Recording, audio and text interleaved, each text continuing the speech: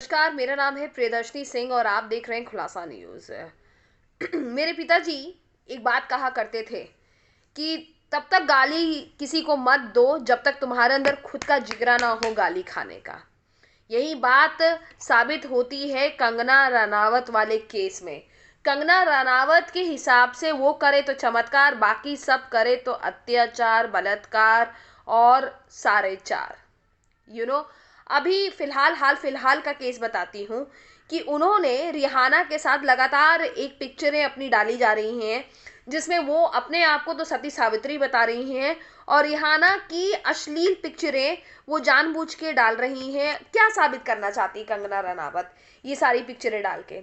सबसे पहली बात कि उनकी पिक्चरें देख के ऐसा लग रहा है, उनकी जो फोटोग्राफ्स वो ट्विटर में डाल रही हैं उनको देख के ऐसा लग रहा है जैसे कि 900 चूहे खा के बिल्ली हज को चली।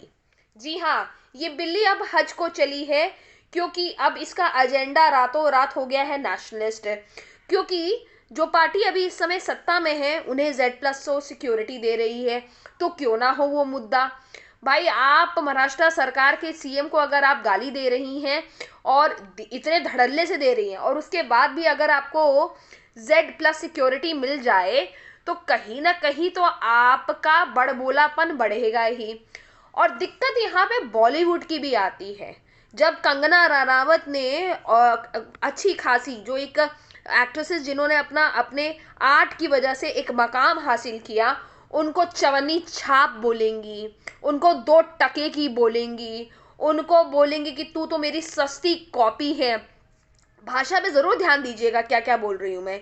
ये सारी की सारी 2 टुकिया बातें अगर बोलेंगी और उसके बाद भी अगर बॉलीवुड खामोश रहेगा तो वो यही डिजर्व करता है।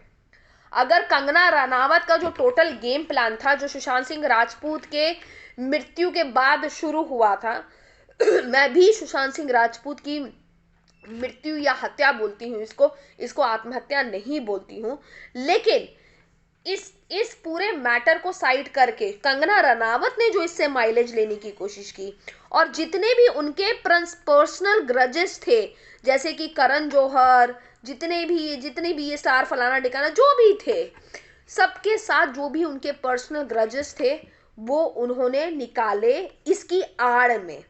और हमारी हिंदुस्तान की जनता जो है वो बड़ी मासूम और बहुत ही भोली होती है। उसे ये नहीं समझ में आता है कि क्या सच है, क्या हकीकत है और क्या फसाना है। बेसिकली एक एजेंडा लेके कंगना रनावत अपने दिमाग में चल रही हैं। एजेंडा ये है कि सूनर और later she wants to come in politics for sure. ये कितना भी डिनाई करें या ना करें, लेकिन ये कुर्सी हिलाना तो चाहती हैं और कुर्सी पे सत्ता पे बैठना भी चाहती हैं। वरना इतनी क्या जरूरत पड़ गई कंगना रनावत को कि रिहाना एक पॉप सिंगर है जिनसे उनका कोई लेना देना नहीं है, आज उसे भी चवन्नी छाप बोलने की जरूरत हो गई। दिलजीत दोसांझ ने सबसे बढ़िया क्लास इस कंगना रनावत की लगाई है और लगानी चाहिए भी थी कि आपका बड़बोलापन इतना भी ना बढ़ जाए कि लोगों के सर पे आप नाचे। माना कि आपको जनता ने सुपरस्टार बनाया है, लेकिन यही जनता आपको खत्म भी कर सकती है। दिलजीत दोसांझ ने उसको आईना दिखाया कंगना रनावत को कि देख ये है आईना। आज भी ट्विटर में दिलजीत दोसांझ और कंगना रनावत के बीच में लड़ाई शुरू हो गई है। दोनों ने एक दूसरे को जितनी भी अभद्र गालियां जो आप जानते हैं या मैं जानती हूं, दोनों ने पहले भी एक दूसरे को दे दी है और अभी भी दे रहे हैं। शर्म, हया और लज्जा कंगना रनावत की कहीं गिर चुकी है और खत्म हो चुकी है। जातिवाद की राजनीति, हिंदुत्व की राजनीति और जितनी भी घटिया राजनीति जो कर सकती है कंगना रनावत वो कर रही है। अगर आप उनकी पिक्चरों को नेशनल अवार्ड नहीं देंगे तो आप घटिया हैं। अगर आप उनको एक अच्छी एक्ट्रेस नहीं बोलेंगे तो आप घटिया हैं। उनके मुताबिक उनके अलावा फिल्म इंडस्ट्री में किसी को भी एक्टिंग नहीं आती है। उनके अलावा देश में उनसे बड़ा कोई नेशनलिस्ट नहीं है। मैडम, थोड़ा सा आईना इधर उधर भी करिए तो आपको पता लगेगा कि अपने गुमान से भी बड़े लोगों के अंदर और भी चीजें हैं। इस देश में जो बेरोजगारी का दर है उस पे कंगना रनावत का कभी कोई बयान नहीं आएगा। इस देश में बाकी जो भी इश्यूज हैं उस पे कंगना रनावत का कोई बयान नहीं आएगा। लेकिन अपनी चापलूसी करने के लिए, अपनी अपनी एक तरह से कहा जाए ना, अपने तलवे चाटने के लिए अपने आकाओं के, इस तरीके के घटिया बयान कंगना रनावत देती रहती हैं। कैसी लगी आपको ये वीडियो? अगर आप भी कंगना रनावत के भक्त हैं तो वीडियो डिसलाइक कर सकते हैं।